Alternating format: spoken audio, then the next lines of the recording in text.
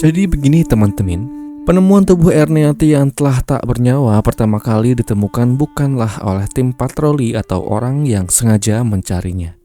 Semuanya berawal dari kegiatan biasa warga Entikong di awal hari. Ada yang mau ke kebun, ada yang sekadar lewat menuju warung. Di tepi jalan yang semalaman sepi, seorang melihat sesuatu tergeletak di dekat rerumputan.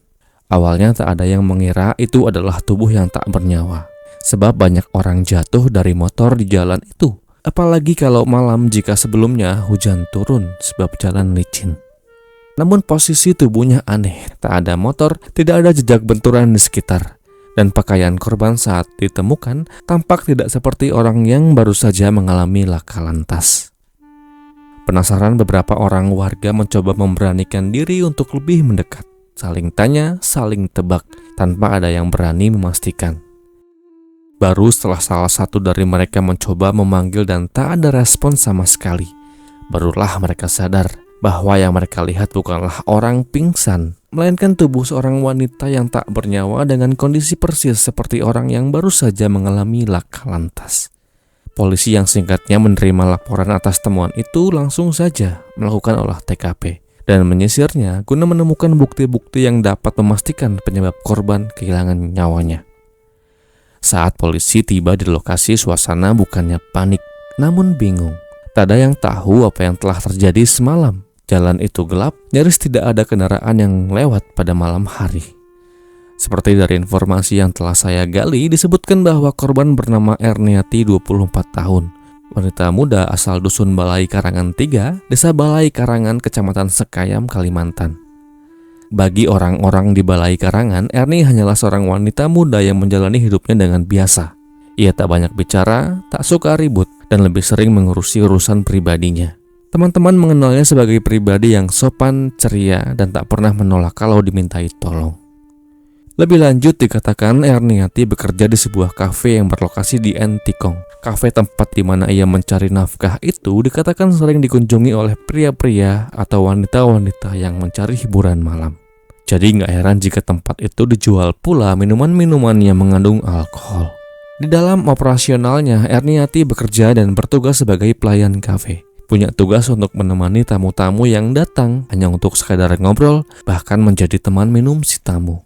Nah, dari sepak terjang inilah yang kemudian membawa Erniati bertemu dan berkenalan dengan seorang pria yang digambarkan sebagai pria bertubuh tinggi, gagah, kekar, dan tampan.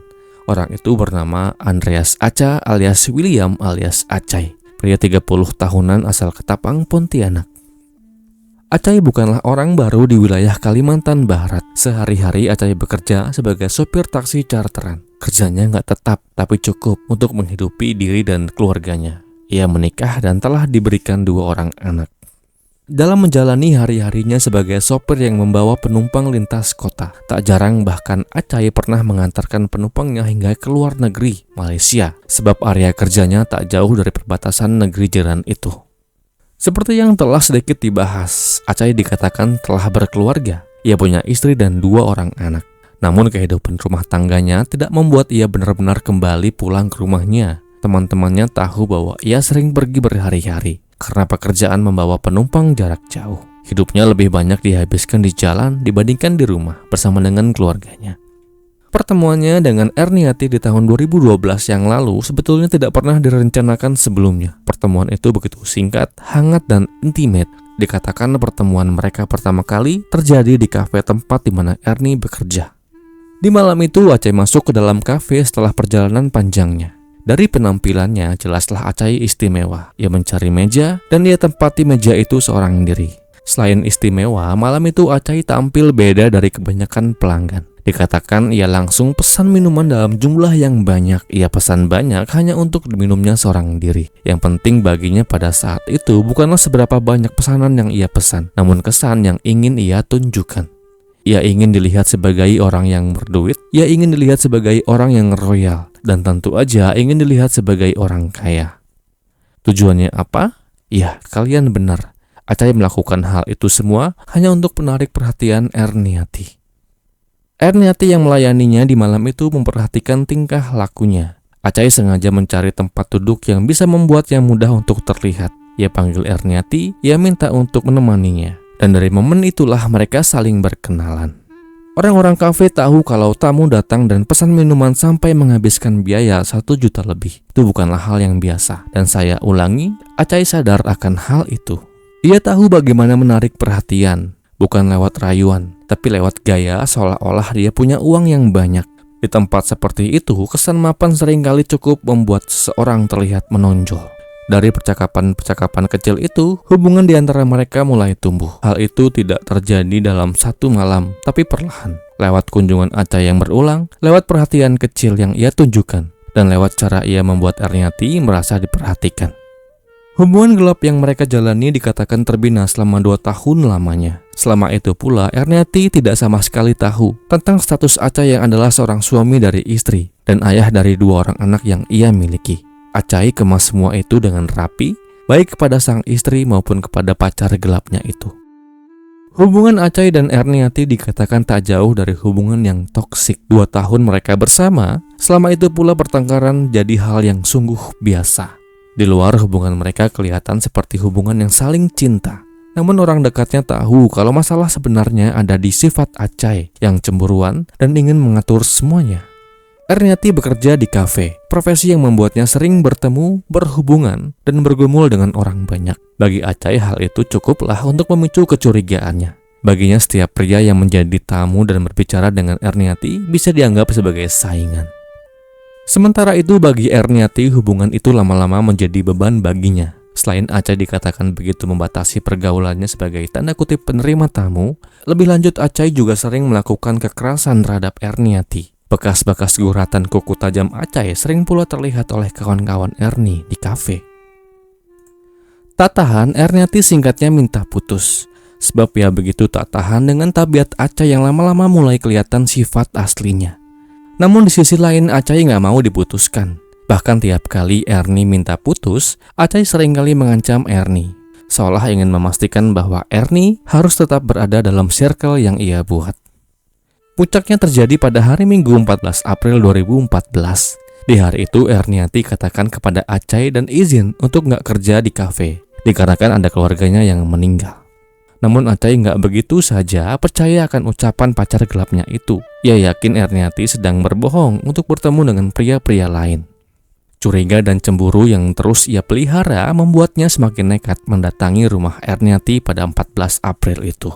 Singkatnya sesampainya Acai muncul dan tiba di rumah kontrakan Erniati dengan sepeda motornya. Ia menemukan bahwa benar Erniati ada di rumah itu dan tak ada bukti bahwa ia pergi ke rumah saudaranya.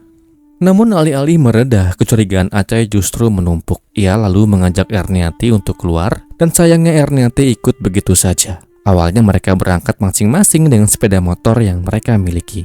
Namun di tengah perjalanan, Erni kemudian menitipkan sepeda motornya di rumah temannya.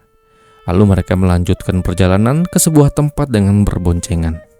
Waktu menunjukkan jam 7 malam ketika mereka berhenti di sebuah warung bakso. Mereka singgah dan mereka nikmati porsi bakso yang mereka pesan. Singkatnya dari situ setelah selesai, perjalanan kemudian dilanjutkan tanpa tujuan yang jelas.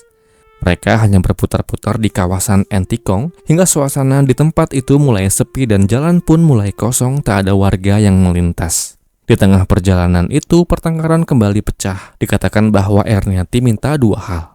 Yang pertama, ia minta uang 200 ringgit dan cincin yang pernah dipinjamkan kepada Acai. Permintaan itu malah menyulut emosi Acai, sebab itu bukanlah sekadar minta barang kembali. Ia menganggap permintaan itu sebagai tanda bahwa Erniati ingin menjauh pergi dari hidupnya.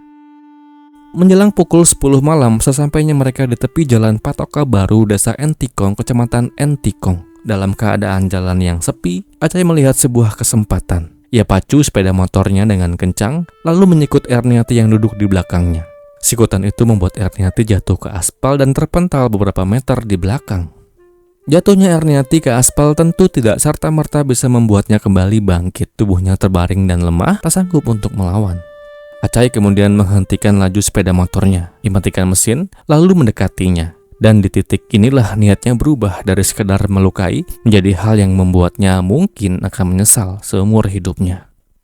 Dengan masih pikiran berhias emosi, ia benturkan kepala Erniati ke atas aspal yang tak rata berkali-kali.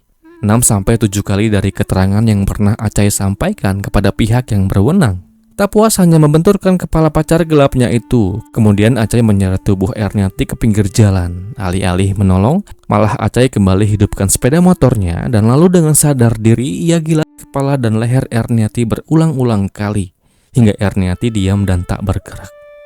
Dari informasi yang berhasil saya dapatkan, Acai melakukan hal itu sebanyak 7 kali ke bagian kepala dan leher pacar gelapnya itu.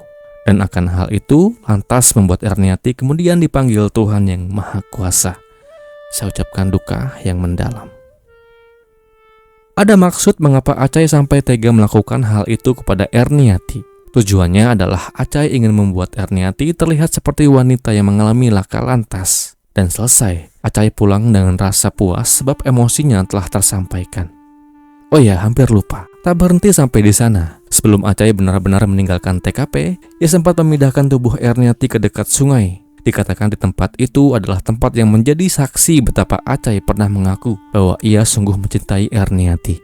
Dan sebelum ia tinggalkan tubuh pacarnya itu, Acai masih sempat mencium bibir korban untuk memastikan apakah Erniati masih bernafas atau tidak. Setelah itu ia ucapkan kata perpisahan dan Acai pun pergi berlalu. Petugas butuh 3 hari untuk mengungkap sekaligus menangkap pelaku dalam kasus yang sempat membuat warga geger ini. Dengan berbekal keterangan para saksi yang tahu hubungan gelap antara Erni dan Acai, petugas kemudian tanpa ragu melakukan penangkapan kepada Andreas Aca alias William alias Acai di rumah kerabatnya. Di dalam persidangan yang kemudian digelar di Pengadilan Negeri Sanggau, melalui majelis hakimnya, kemudian menjatuhkan hukuman kepada Andreas Aca alias William alias Acai dengan hukuman 14 tahun penjara. Lebih ringan 1 tahun dari tuntutan JPU yang menuntut Acai dengan hukuman 15 tahun penjara. Demikianlah kisah ini. Semoga akan terus ada pelajaran yang kita bisa ambil dari kisah ini. Dan kisah ini pun berakhir.